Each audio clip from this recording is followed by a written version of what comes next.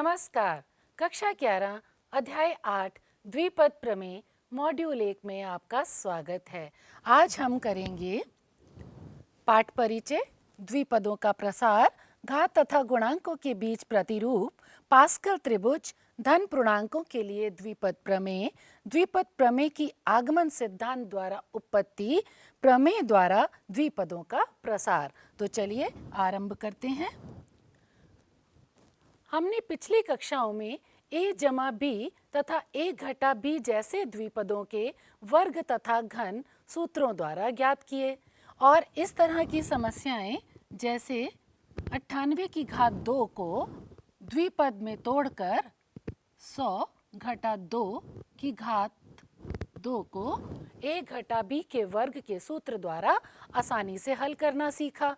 अगर आपके पास घात उच्च घात है, जैसे 5 घात है या 6 घात है, ऐसे में क्रमिक गुणनफल द्वारा अधिक जटिल हो जाते हैं प्रश्न। तो इस जटिलता को द्विपद प्रमेय द्वारा दूर किया जा सकता है। इससे हमें a जमा b की घात n के प्रसार की आसान विधि प्राप्त होती है। यहाँ घातांक n एक पूर्णांक या परिमेय संख्या है जो कि कोई भी बड़ी संख्या हो सकती है। इस अध्याय में हम केवल धन पूर्णांकों के लिए द्विपद प्रमेय का अध्ययन करेंगे। देखते हैं इन प्रसारों को। a जमा b की घात 0 1 है क्योंकि किसी भी पूर्णांक की घात 0 1 होती है। a जमा b की घात 1 a जमा b की घात 2 a का वर्ग जमा 2ab जमा b का वर्ग। इस तरह से आपने ये सब प्रसार पिछली कक्षाओं में सीखे ही हैं। अगर हमें a जमा b की घात 4 करना है तो उसे हम a जमा b की घात 3 और a जमा b के क्रमिक गुणनफल द्वारा प्राप्त कर सकते हैं। लेकिन अगर आपके पास घातें अधिक हैं तो उसको हम कैसे प्राप्त करेंगे? उसके लिए हमें एक प्रतिरूप का अवलोकन करना होगा। तो इन प्रसारों का प्रेक्षण करने पर हम क्या पाते हैं कि पदों की संख्या घातांक से 1 अधिक है। जैसे कि घातांक है 1, हमें पद प्राप्त हुए 2, घातांक 2, यहाँ पद हैं कुल 3, घात 3 और पद हैं कुल 4, इस प्रकार घात 4 और पद हैं 5। तो हम कह सकते हैं पदों की संख्या हमेशा घातांक से 1 अधिक होती है। दूसरी चीज हम किसका अवलोकन करते हैं कि a की घातें 1 के क्रम से घट रही हैं।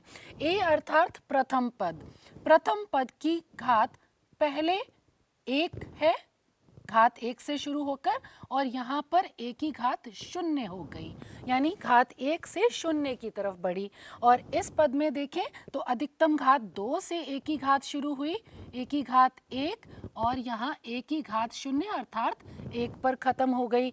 इसी प्रकार a की घात 3, a की घात 2, a की घात 1 और a की घात 0। तो a की घातें अर्थात प्रथम पद की घातें 1 के क्रम में घट रही हैं और दूसरी ओर द्वितीय पद की घातें 1 के क्रम में 0 से शुरू होकर बढ़ती हैं। देखिए कैसे, यहाँ b का पद है ही नहीं अर्थात b की घात 0 है, b की घात 1, b की घात 2। इसी प्रकार यहाँ a की घात b की घात 0, b की घात 1, b की घात 2 और b की घात 3। तो आप देख रहे हैं द्वितीय पद की घात 1 के क्रम में बढ़ रही है। प्रसार के प्रत्येक पद में a जमा b की घातों का योग समान तथा a जमा b की घात के बराबर है। कैसे? आप ये देखिए, जैसे यहाँ पर घात है 2 तो पूरे पद की घात 2 ही रहेगी। यहाँ 2 पदों में ये अगर हम इन दोनों का शामिल करें, घात a की घात 1 और b की घात 2, दोनों मिलाकर के हो गया 2। इसी प्रकार अगर हम इस पद को देखें तो इस पद में a की घात 2 और b की घात 1 है जो कि बराबर है हमारे द्विपद की घात के। अगर हम इस पद को देखें तो a की घात 3 और b की घात 1 है, कुल घात हुई 4 जो कि बराबर है हमारे द्विपद की घात के। तो आगे देखते हैं, क्या हम घातांकों और गुणांकों के बीच में कोई संबंध देखते हैं? तो घातांक 0 तो गुणांक 1, घातांक 1 तो इन दोनों पदों के गुणांक 1 1। इसे हम इस प्रकार समझ लेते हैं, घातांक 0 1, 2, 3 और 4। हमने इन सभी प्रसारों के घातांक लिख लिए हैं और जब घातांक 0 है तो हमारे एक ही पद है, उसका गुणांक 1। जब घातांक 1 है तो दोनों पदों के गुणांक 1, 1 इस प्रकार लिख लेंगे। और जब घातांक 2 है तो हमारे 3 पदों के गुणांक हैं 1, 2 और 1, जिसे हम इस प्रकार लिख लेंगे। और जब घातांक 3 है तो हमारे पास 4 पद, गुणांक 1, 3, 3 और फिर से 1। और जब घातांक 4 है तो हमारे इन पदों के गुणांक 1, 4, 6, 4, 1।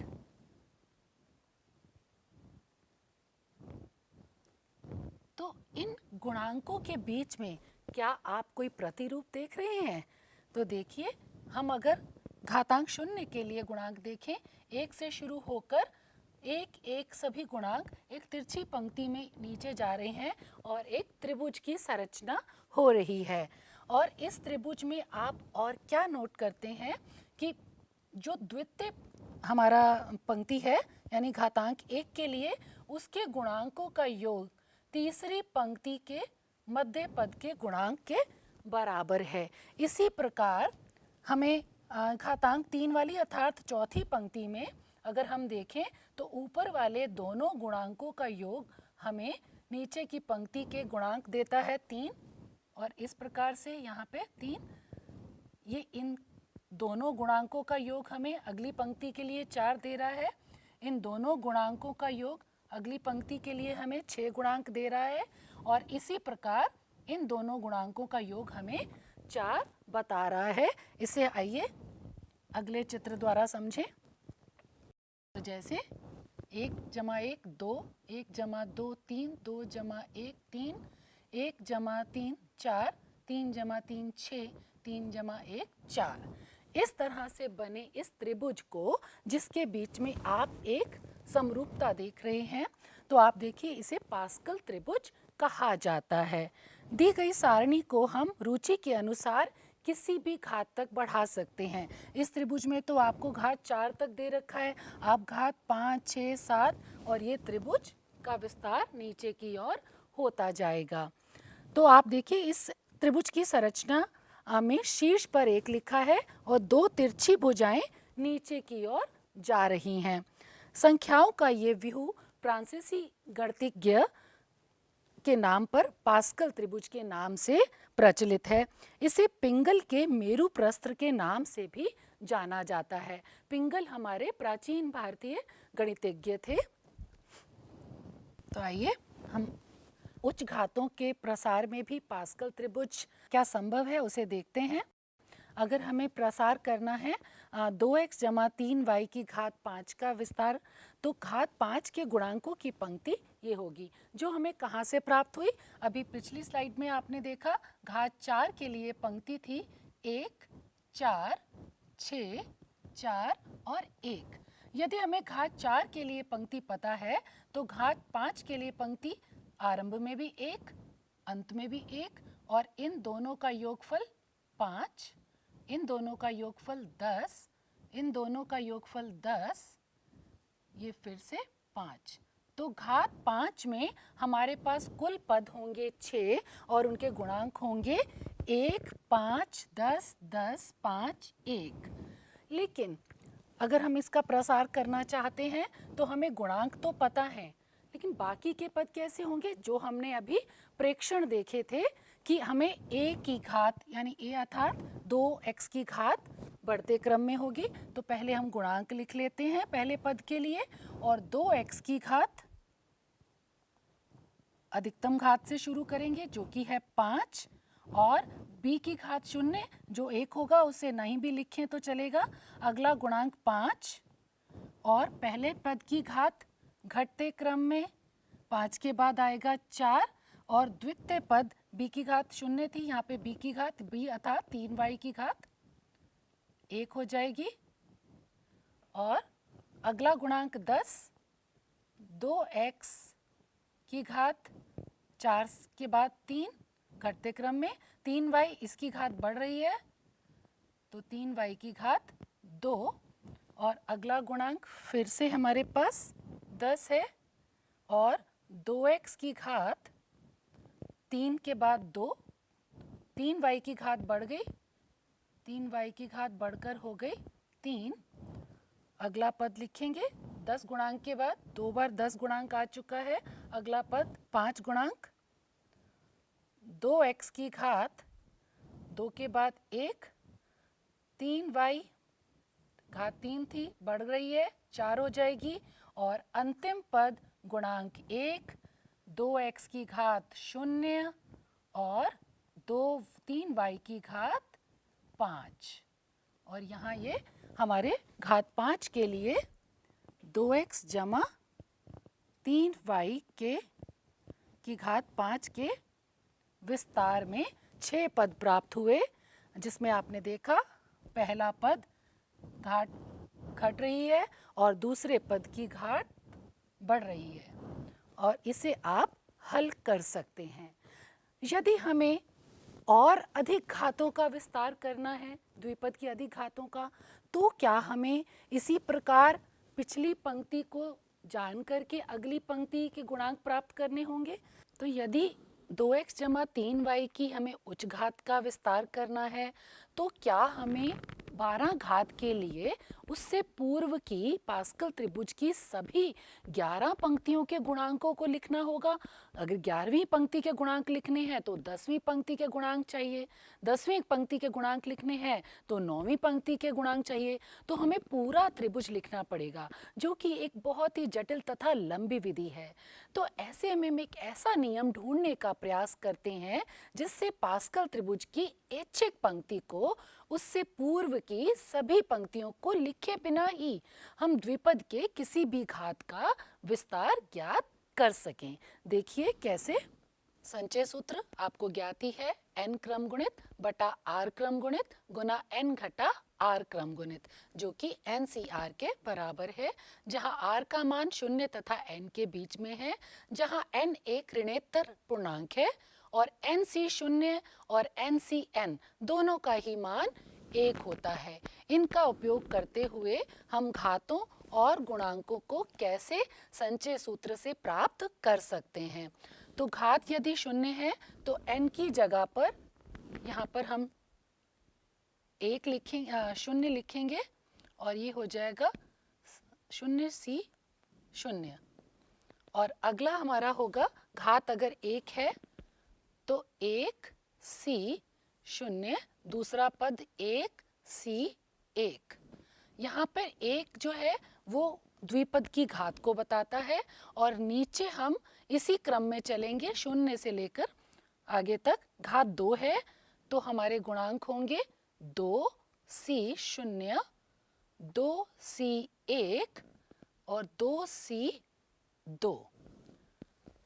3 घात है तो यहाँ पे 3 लिखा जाएगा n की जगह पर और C0, 3C1, 3C2, 3C3।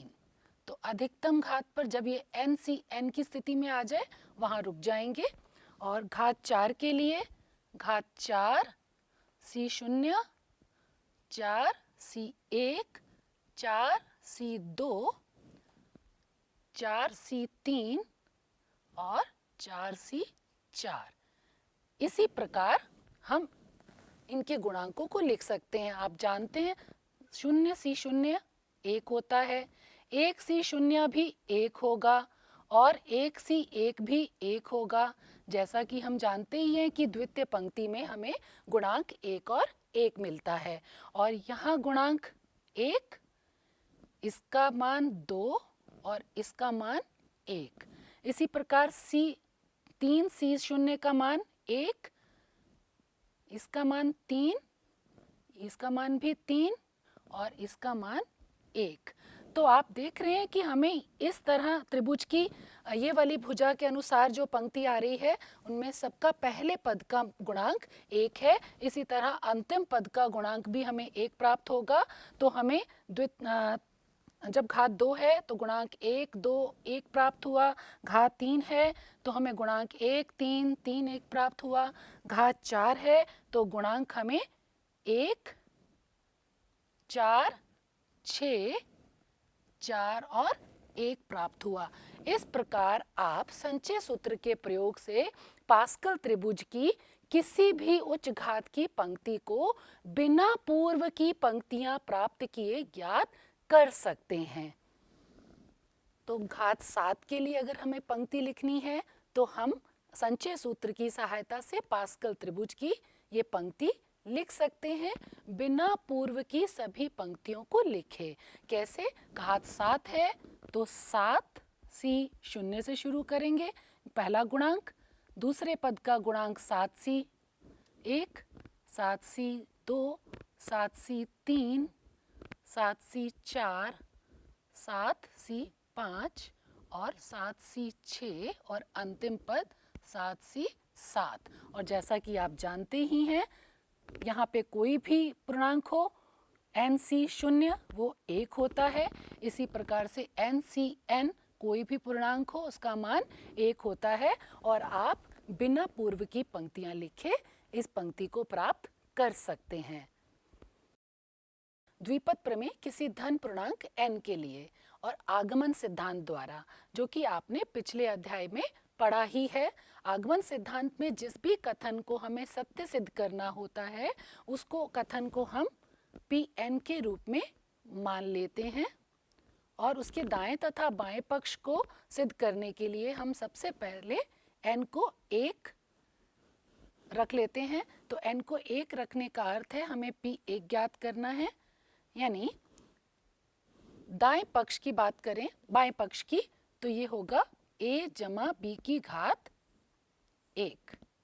और दाएं पक्ष में क्योंकि हम घात 1 की बात कर रहे हैं तो केवल इसमें यही लिखा जाएगा, एन सी शून्य 1 होता है, a की घात n अर्थात a ही आएगा। और दूसरा पद हम यहीं तक बस करेंगे क्योंकि n 1 है हमारा।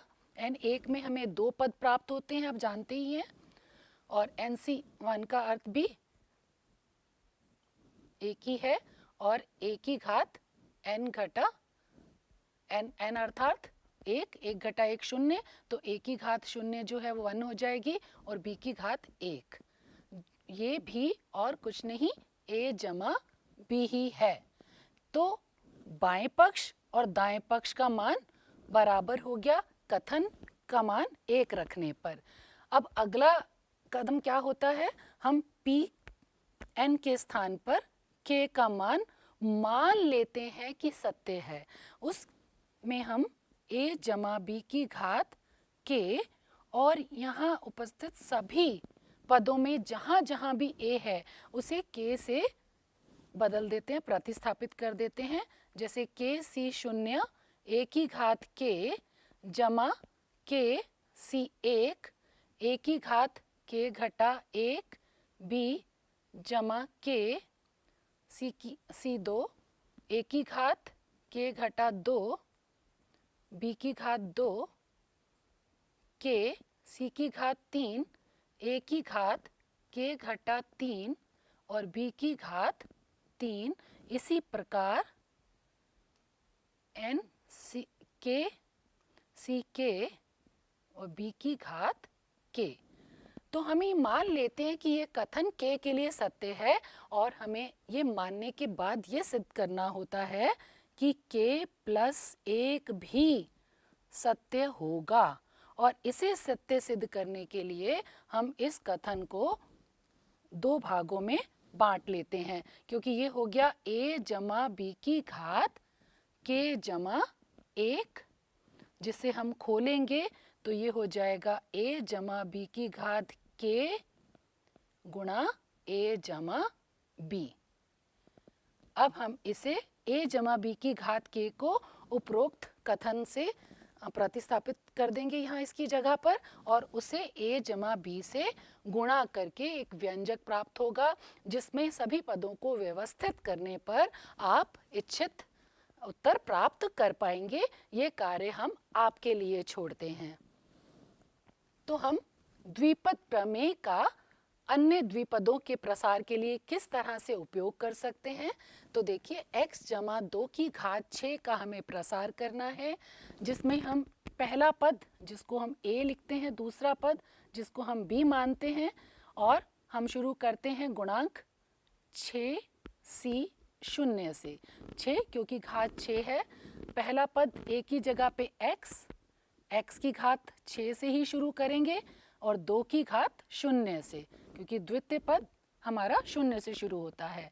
अगला पद आएगा 6c1, x की घात घटते क्रम में 6 के बाद 5, इसी तरह 2 की घात 1, 6c2, x की घात 4, 2 की घात 2, 6c3, x की घात 3, 2 की घात 3, 6c4, x की घात 2 और 2 की घात 4, 6c5, x की घात 1, 2 की घात 5, 6c6 और x की घात 0 और 2 की घात 6। तो आप एक चीज़ और देखिए कि जैसा हमने कहा था प्रेक्षणों में, तीसरे प्रेक्षण में, कि दोनों पदों की घातों का योग हमेशा उतना ही रहेगा जितनी द्विपद की घात है। 6 जमा 1 0, 6 ही रहेगा। इसी प्रकार 5 जमा 1 6, 4 जमा 2 दोनों पदों की घात मिलाकर के 6 के बराबर, 3 जमा 3 दोनों पदों की घात 6। इस तरह से आप अपने आप को देख सकते हैं कि कहीं हमसे कोई गलती तो नहीं हुई, क्या सभी दोनों पदों की घात का योग हमारी अधिकतम घात जो दे रखी है उसके बराबर आ रहा है या नहीं आ रहा। तो चलिए इसे हल कर लेते हैं। 6c0 मान है 1, x की घात 6, 2 की घात 0 एक ही रहेगा, और 6c1 का मान होगा 6 और 2, 6 दूनी 12, x की घात 5, और 6c2 का मान है हमारे पास 15 और 2 की घात 2 है 4, 15 गुना 4 60, x की घात 4। और अगला हमारे पास है 6c3 जिसका मान है 15, ये 20 और 2 की घात 3 हो गया 8, 20 गुना 8 160, x की घात 3। हमारा अगला गुणांक 6c4 होगा 15, 2 की घात 4 हुआ 16, 15 गुना 16 240, x की घात 2। घटते क्रम में 3 के बाद 2 आएगी। और 6c5 इसका गुणांक है 6 और 2 की घात है 5, 2 की घात 5 अर्थात 32, 32 गुना 6 192 x। और 6c1 6c6 1 और 1 और 2 की घात 6 है 64 यानी 64, 1 x की घात 0 भी 1 ही होगी, तो हम इसे सीधा 64 लिख सकते हैं, जमा 64। तो इस प्रकार हम किसी भी प्रसार का, द्विपद का प्रसार किसी भी घात के लिए कर सकते हैं, जो हमारे कार्य को आसान बना देता है। तो अब देखते हैं द्विपद प्रमेय को हम एक सामान्य रूप में कैसे लिखेंगे।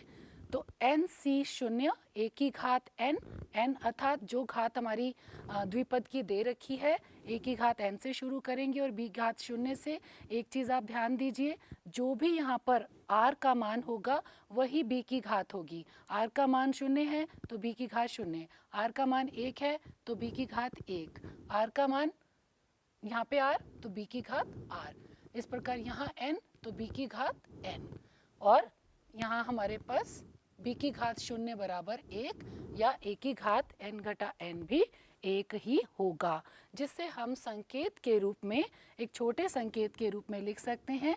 ये है समेशन का साइन है, जहाँ पे k बराबर 0 से लेकर n तक हम k के मान ले सकते हैं, k या r जो भी हम कहें, n c k जहां a का मान n में से k घटाकर आएगा और b की घात k के बराबर आएगी। तो इस तरह हम इसे एक सामान्य संकेतन में छोटे रूप में, अगर हम इतने बड़े विस्तृत रूप में नहीं याद कर सकते तो हम द्विपद प्रमेय को लिख सकते हैं। और द्विपद प्रमेय में आने वाले गुणांक NCR को हम द्विपद गुणांक कहते हैं। a जमा b की घात n के प्रसार में पदों की संख्या n जमा 1 है, जैसा कि पहले बताया था। जितने भी घातांक हैं जमा 1 कुल पदों की संख्या, यानी घातांक से 1 अधिक है।